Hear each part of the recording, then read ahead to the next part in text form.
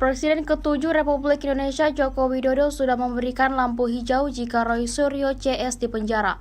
Hal itu diungkap ex-Wakil Menteri Desa, Pembangunan Daerah Tertinggal dan Transmigrasi Wamendas PDTT, Paiman Raharjo. Paiman menggugat Roy Suryo dan 6 orang lainnya karena tidak terima dituduh mencetak ijazah palsu Jokowi di Pasar Pramuka, Jakarta Timur. Ia menggugat Roy Suryo pada 16 Juli lalu, kemudian menemui Jokowi di kediamannya di Solo, Jawa Tengah pada 19 Juli 2025. Di kesempatan itu, Paiman menjelaskan mengadukan Suryo CS ke Polda Metro Jaya dan menggugat perdata ke Pengadilan Negeri Jakarta Pusat.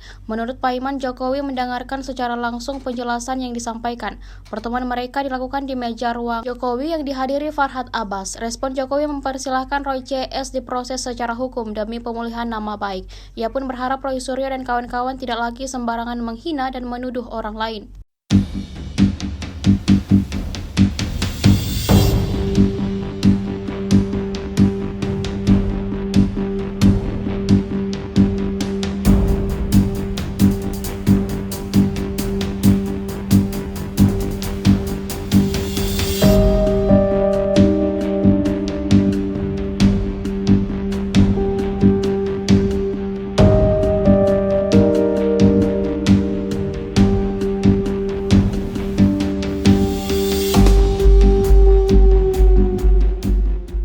Izin, apakah ada komunikasi dengan Pak Jokowi sendiri terkait pengajuan gugatan perdata ini? Karena kalau dilihat dari salinan permohonannya kan tujuannya juga dalam tanda kutip untuk melindungi Pak Jokowi agar tidak diserang dengan isu-isu semacam ijazah palsu gitu. Kami kemarin bersama Pak Dr. Bang Abbas sudah menghadap ke Pak Jokowi, yaitu tanggal 19, ya kita diterima tanggal 19 kemarin.